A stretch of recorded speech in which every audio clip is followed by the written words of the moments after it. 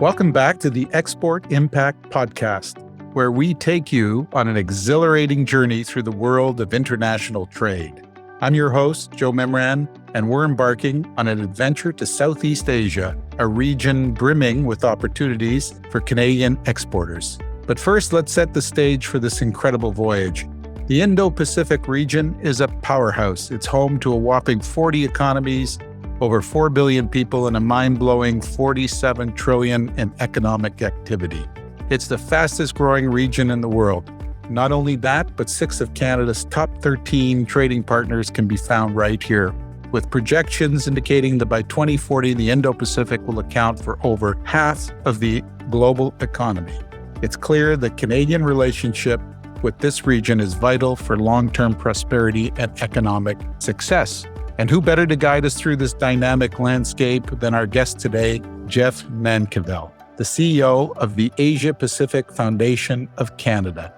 Prior to Jeff joining APF in 2021, he had a 33-year career in Canada's Foreign Service. He held various positions at the Canadian International Development Agency, a fluent Mandarin speaker, and from 2011 to 2016, Jeff served in Ottawa-Gatineau as Director General responsible for Canada's official development assistance program across Asia. I'd like to begin today's episode by acknowledging that we're recording from my office in Toronto, which is on the traditional unceded territory of many nations, including the Mississaugas of the Credit, the Anishinaabe, the Chippewa, the Haudenosaunee, and the Wendat peoples, and is now home to many diverse First Nations, Inuit, and Métis people. We value taking this moment to deepen the appreciation of our Indigenous communities wherever we are, and to remind ourselves of our shared debt to Canada's First Peoples. It is a real pleasure to have you here, and thank you for joining us. Well, thanks, Joe, to you and to EDC for having me. It's a pleasure.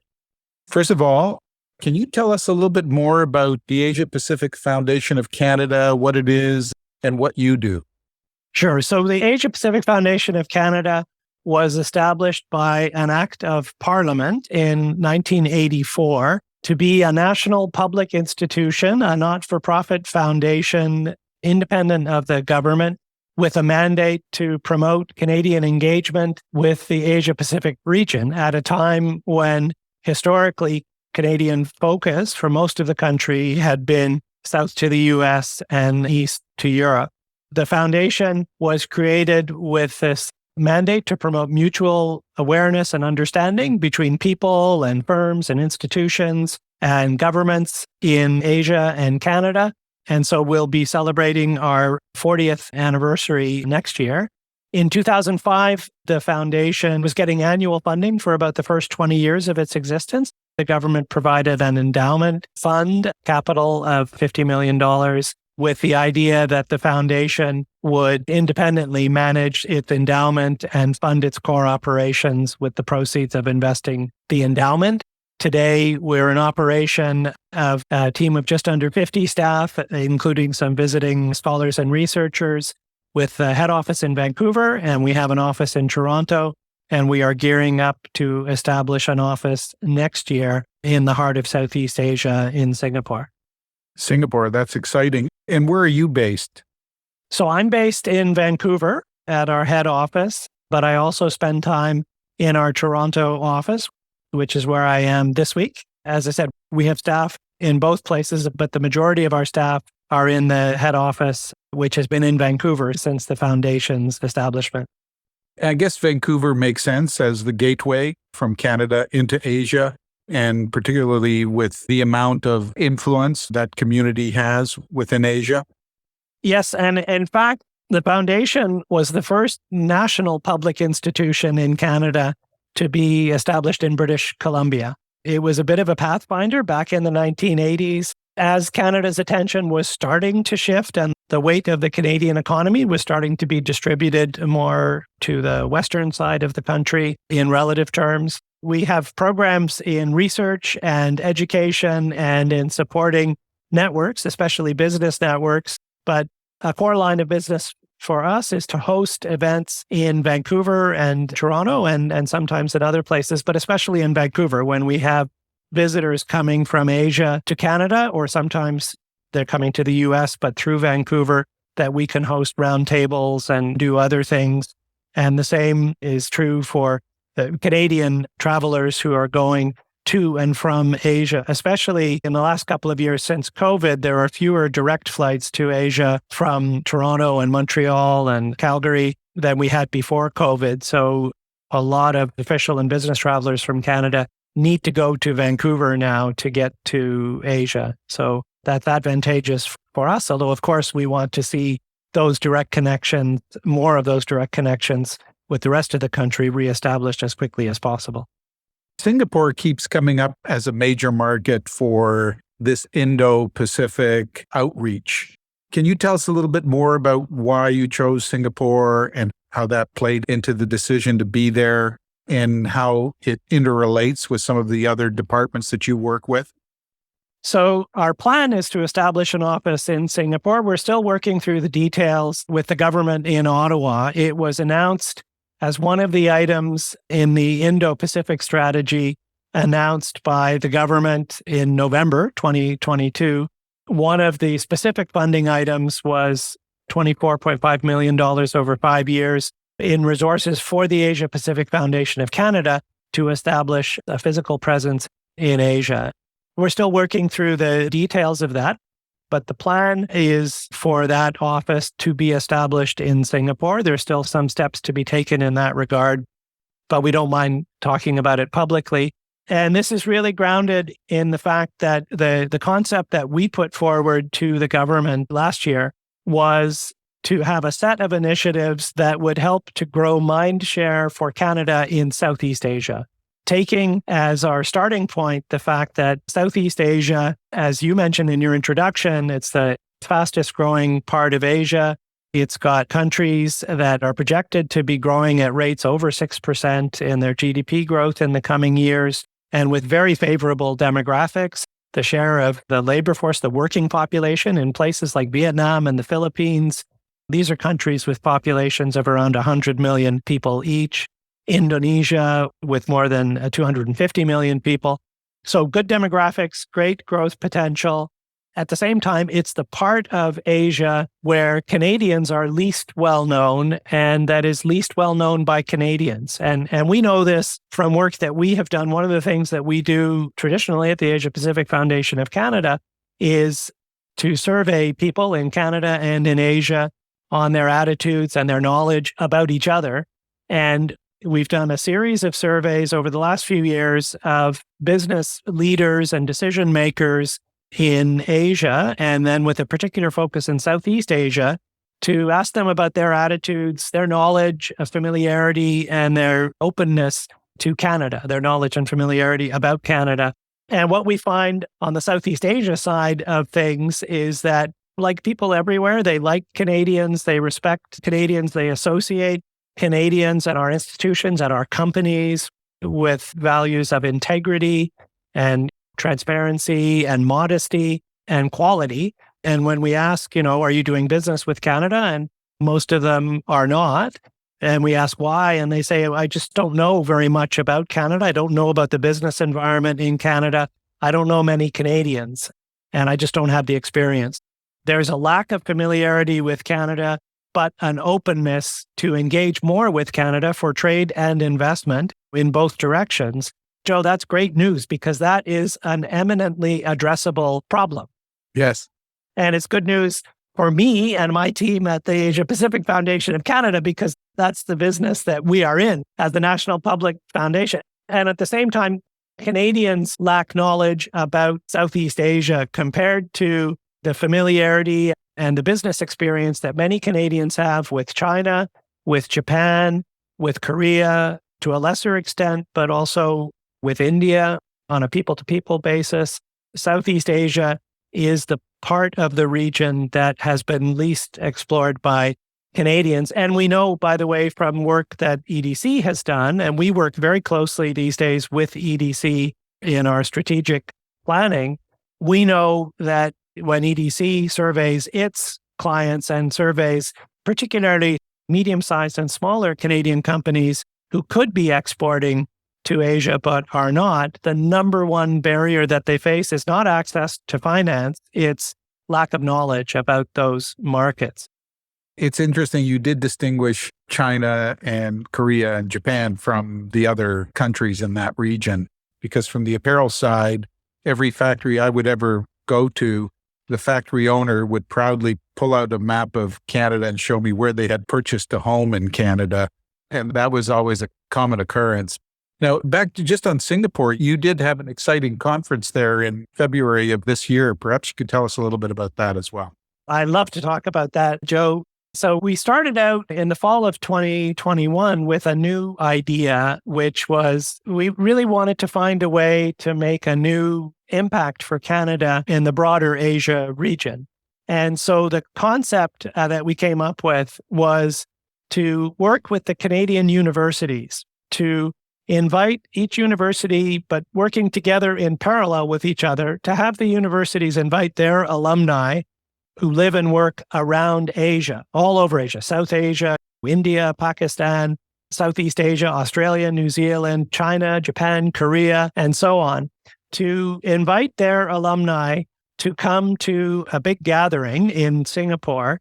And the idea was this conference, which we have ended up calling the Canada in Asia Conference, that the conference would not be about your alumni experience or that kind of thing. The idea was we bring the alumni in as a critical mass of Canada-connected individuals, many of them highly placed in their own professions and institutions and societies, as you would expect, people from Asia who've been educated in Canada and have gone back to make their professional careers there, and use that as a critical mass in a larger conference, a kind of a general interest conference where we would also invite leaders from the business sector in Canada, from different levels of government in Canada. We got immediate take-up on this idea once we started pitching it. We formed a partnership between APF Canada and Universities Canada, which is the National Association of the University Presidents of Canada, I think 97 of them at last count. And we came up with this, what is now for us a brand, Canada in Asia Conference. We did the first iteration of this conference in Singapore at the end of February, and we exceeded our wildest expectations. We had more than 530 participants attend the conference. About 55% of those were people who were based in Asia, 45% from Canada. That in itself was an interesting metric for us because it was proof of concept. That was about 240 people flew out from Canada for this conference, including 24 university presidents. We had federal government minister and parliamentary secretary, provincial government minister. We had heads of crown corporations, including Mairead Lavery from EDC, Laurel Broughton from Invest in Canada, the heads of the Quebec and Alberta investment agencies. The fact that we were able to get 240 people from Canada out to a conference in Singapore, which is just about as far in the world as you can go from central Canada. There is the proof that you can do things in Southeast Asia and Canadians will turn up. But we were also delighted with the turnout that we had from around Asia, and we were able to attract financial support from corporate and government sponsors, more than $1.3 million for this conference, which was also a terrific endorsement. EDC was a top-tier sponsor, Invest in Canada, also RBC and Sun Life, as well as the Government of Canada through Global Affairs Canada, provincial governments from Quebec, Alberta, Saskatchewan, other Canadian banks and financial institutions. So what was the conference about? Well, the main objective of the conference and other activities that we will undertake under this new Canada and Asia Conference brand is to broaden and deepen networks for Canada in Asia. In a 2-day conference, we had a day and a half where everyone was mixing with everyone, and we had a half day that was set aside for the universities and for other participating organizations like the corporate sponsors, the government agencies, a half day where they could do their own thing with their own constituency. So a number of the universities had receptions for their alumni. They also met with partners from Singapore and around the region and signed a memorandum of understanding and other cooperation agreements with universities from Asia. And so Canada now has what other countries have had, but we have lacked, which is an annual signature gathering for Canada-connected people in Asia and Canadians in Canada who are engaging with Asia. And I think it's just going to get bigger and bigger. Congratulations on putting all of that together. That's quite an accomplishment. And it's fascinating because education seems to be underpinning this whole new wave of conferences that you're working on, which is interesting because it's fascinating in that you're using education as an export. That's interesting. And that's a very interesting connection in how you've done that. And that leads me to the other question that I had, which was, what are the hot sectors that exporters should really be going after in Asia? And then what markets should they be focusing in on? It's not coincidence that we've chosen agri-food and climate solutions or clean tech, because if you look at where the need is in Asia and where the capacity is in Canada, food security is top of mind these days for people in Asia because of developments in the global economy, Russia's aggression in Ukraine, climate change impacts that are affecting agricultural production. This is really top of mind for governments and for major corporate players in Asia. And Canada has a lot to offer, and not only in terms of exporting more stuff that we grow in Canada, but also on the technology side and really advanced technologies of management techniques, services that can help to improve efficiency in agriculture, can help to improve efficiency in supply chains related to agriculture and food. And these are very high value export activities for Canadians. At the same time, we have an appetite in Canada. We have a need for investment in the sector, and it goes way beyond investing in farmland, which is only possible for foreigners in some Canadian provinces. But if investing in the emerging technology firms right across the country who have world-leading technologies that they've developed or they're in the course of developing in areas like water management, in new varieties of crops, in alternative sources of protein. So we have the protein industry supercluster on the prairies. So there's the market basically for food and for agricultural products in Asia is only going to grow very strongly. And population growth is continuing in Asia. It's definitely slowed in China and it's reversing in Japan and Korea. And it's probably actually now reversing in China. But in the rest of Asia, populations continue to grow. And what's really particularly important, and this will bring us to other sectors, is the population that is growing the fastest in Asia and is really globally significant is the middle class. So as these economies cross different thresholds of income, it's really interesting. What happens is not only do you have tens of millions of households joining the ranks of the global middle class, but you also have this happening in steps where it happens at the same time. So like in the course of 2 or 3 years, you will have several million households in places like China and India and Vietnam, Indonesia, the Philippines, several million households crossing a threshold where they now have more disposable income to spend on the kinds of things that Canadians excel at producing or offering as services. So our education is one sector that benefits from that, and it is, by some measures, our highest value export as a service.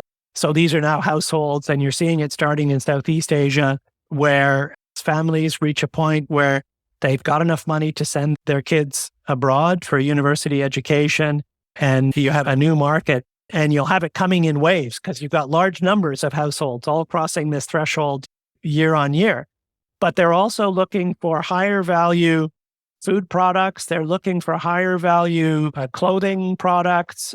You also have the whole area of pet products. Canadians have really high quality pet foods and nutritional supplements that are beautifully packaged. So you would have these beautifully packaged, high quality pet foods for households who are now spending money on their pets.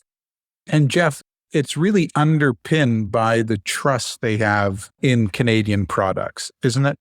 Because there is a trust factor that when people are buying food products, particularly baby food, when they want the best for their pets, when they want supplements they know that are true supplements that are vetted and controlled and have sort of the seal of approval from our various government agencies that they know they can trust it. And I think that's a big part of what Canada has to offer as well. You mentioned some of these areas that are real opportunities for Canadian exporters, but how do we tell that story to Canadians so that they know to jump on these opportunities? It's one thing to have all these opportunities, and you talk about clean tech, you talk about food security, we talk about all these things. Do we communicate with our exporters enough so that they can actually get out there and do that job?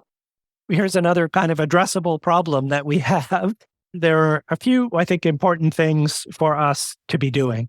One that we're addressing directly at the foundation, but I want to talk also about an initiative that we have that we call CAST, the Canada-Asia Sustainability Tracker. And what this is it's a new information service that we have stood up in the last year that is providing monitoring of news of significant developments in the areas of environment, social, and governance developments, or ESG, across Asia at the subnational level, so at the local level. So the addressable problem that I'm talking about here is that Canadians lack knowledge, and Canadian potential exporters, they lack knowledge about these different markets.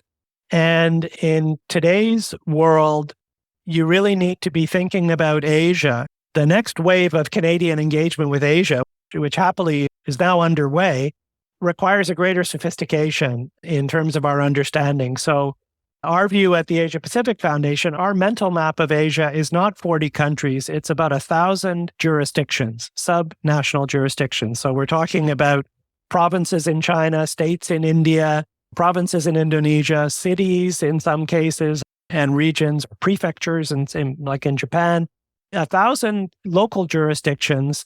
And our mission is to get knowledge and insights and trend analysis in front of Canadians about the local conditions and what's happening in different parts of India, in different parts of China or Indonesia or Thailand. These are very large countries with huge regional, cultural, ethnic variation in some cases, certainly huge geographic diversity in any of these places. And so in terms of getting a sense of where the opportunities are, take the example in clean technologies. Let's say you have an application for an app for energy efficiency in buildings, to improve energy efficiency standards. That could be through an integrated set of solutions around monitoring the HVAC conditions in a building and improving its energy efficiency by fine-tuning the HVAC system in response to atmospheric conditions and so on. And maybe you've got some customers in North America. You see there must be great potential in Asia, but where do you start? And what this CAST information service aims to do is to help provide the information about which state in India is the most ambitious when it comes to energy efficiency regulations. Which city in Indonesia wants to be a champion for climate change adaptation and is looking to be a leader and would welcome foreign companies to come in with their technology on a pilot basis, or maybe there's incentive programs, or simply the market is there because the regulators are requiring builders of new office and residential towers to meet much stricter standards. That's the kind of usable information that a Canadian tech entrepreneur or an exporter of a related product needs to know. The problem of how do you get started doing business with Asia? You don't do business with Asia. You don't do business with India. You do business in Chennai or Mumbai or Chandigarh.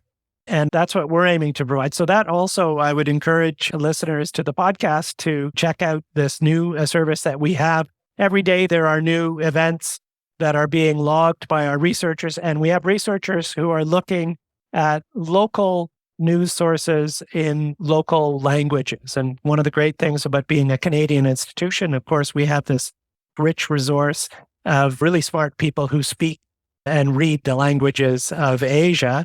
And so they're looking at local sources to see what's happening at the local level that it might become a trend that you'll hear about eventually through global media, but we will get a sense of it earlier because we're looking at the local sources and trying to identify what are the trends that are emerging. That applies on the opportunity side. It also applies on the risk side, where there are human rights risks or there's human rights abuses happening. It's well documented that consumers in markets, including Canada, are shunning products from the Xinjiang region of China. There are other places in Asia that could develop a similar or pose a similar reputational risk. And so we're aiming to try to target that.